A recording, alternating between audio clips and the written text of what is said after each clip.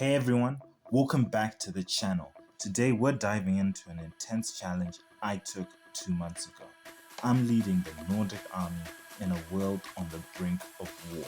My mission, to guide Norway to prosperity while chaos unfolds around us. This is Conflict of Nations. I am your host, Regular Fighter. Get ready to strategize, conquer, and see if we can make it through World War III together. Stick around to see how it unfolds, and let's jump right into it. Before we dive in, a huge shout out to all my subscribers. Thank you for supporting the channel.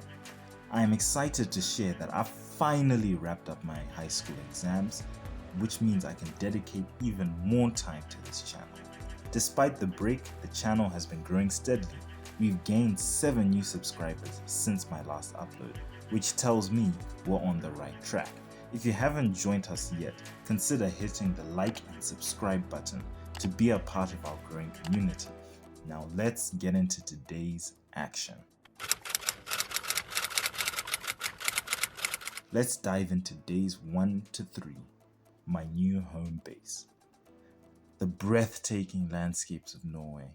My first mission was clear: position our troops for an invasion of Sweden and set my sights on controlling all of Scandinavia. But then the plan took an unexpected twist. Finland reached out with a proposal for collaboration. After consulting with my government advisors, we agreed on a truce and explored the idea of forming a coalition. Unfortunately, Norway already committed to another alliance with Russia, but I told them I'd be ready to join if a slot was open. Just like that, my strategy had shifted and a new alliance was on the horizon. With my troops mobilized and resources allocated, I began constructing army bases and researching basic infantry. Once the bases were up and running, I moved on to build arms industries. This was a crucial step, especially because Norway struggles with resources like components and electronics, which were all weaknesses I wanted to close up. Given the structure of my economy and my terrain, I focused on investing in infantry and attack helicopters to maximize my combat effectiveness. These early choices would shape my military power in the coming days. Sweden sent me a message asking me not to invade them. But after some careful thought, I finally replied to the Swedish government.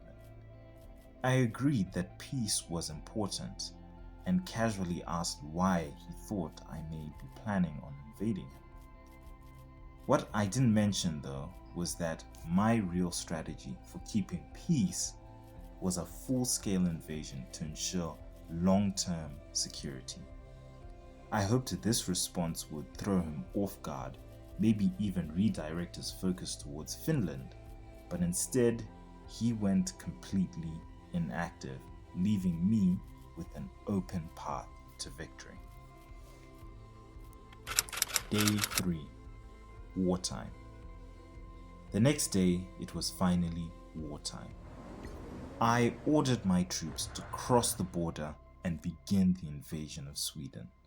But due to back-to-back meetings, I couldn't issue detailed commands that day, something that would prove to be a costly oversight.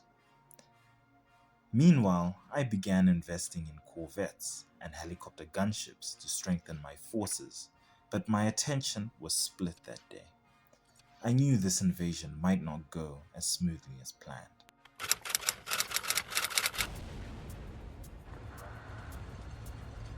Day 4. Unexpected.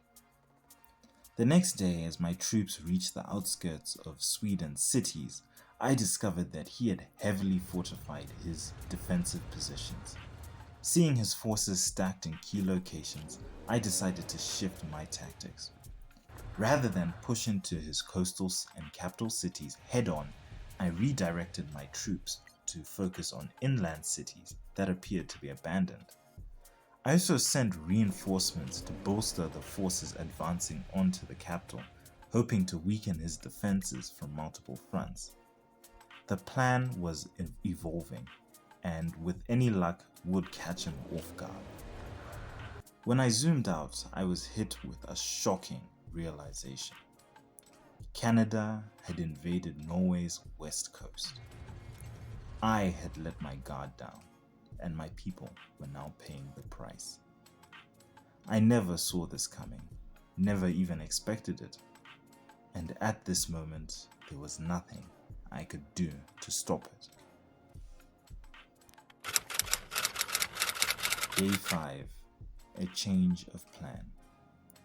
On day 5, with my country slipping from my grasp, I made a decisive move.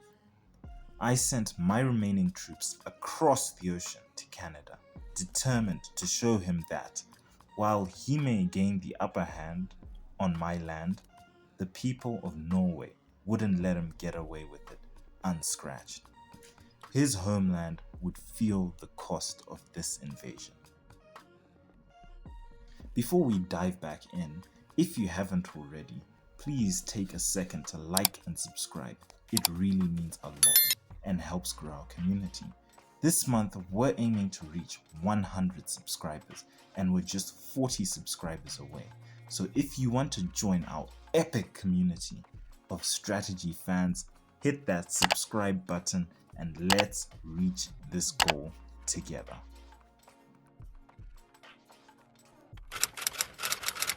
Day 6, the end. On day 6, the ally I chose to collaborate with me turned against me and began invading my territory. Surprisingly, I was okay with it. I even encouraged him to focus on defeating Sweden and Canada and to protect my people where I couldn't. Meanwhile, my troops were still pushing forward halfway through the journey across the Atlantic Ocean to reach Canada's homeland. There was no turning back at this point. They had to get the revenge for the Norwegian people. Day 7 to 9. Fighting on. By day 8, Canada had captured most of my cities. However, in a few places, the people rebelled and retook them, though these insurgents weren't exactly on my side. Meanwhile, my remaining troops were just a day away from making landfall on Canada's east coast. Canada's advance had stalled when Mongolia launched a surprise attack onto his west coast, throwing his forces into disarray. By day 9, my troops had captured Quebec and were locked in a brutal battle for the capital, Montreal. Meanwhile, Turkey was dominating the game with an astronomical 628 points at only day 9. Naturally, I wanted to know his secret, so I reached out and messaged Turkey, "What's your secret? Are you using gold or are you playing without it?" Sadly, day 9 was the last day I played actively. After this, I went to play the games that would make up the up-and-coming Thailand and Japan series coming soon. Fast forward to day 33. Not surprisingly, Turkey's coalition had won the game. Turkey himself had dominated the game, capturing most of Africa, Central and Southeast Asia, with an incredibly powerful navy, army, and especially air force. Turkey amassed a staggering 3,308 points in just 33 days. Honestly, I've never seen of or heard anything like this before. Checking out my messages, I saw Russia had said that Turkey was just good. Then Turkey himself replied to me, revealing his secret: air power. That's what had made the difference. He had a strong air force. He said that this was a strategy someone had taught him a year ago, using a strong air force to provide air cover and surprise attacks to his enemies. Before we end this video, I want to give a few channel updates. The War Thunder content I promised hasn't arrived yet. Unfortunately, I haven't had the chance to play War Thunder since my last video. but I have a very exciting series in the making. I also want to get you guys' opinion of the animation and design elements I've incorporated in this video. I thought it added a bit of character to this video, but let me know what you guys think. If you also have some ideas for the channel, please put a comment down in the comment section. Thank you. Well guys, that's an unfortunate end to this video. But I want to give a special shout out to those of you who watched all the way to the end. You're a real soldier in this army. If you stuck around, don't forget to like and subscribe. We've got more exciting content on the way, including videos on Turkmenistan, a painful betrayal, plus an upcoming series on Thailand titled Stagnation, and Japan, a return to isolation. You won't want to miss those.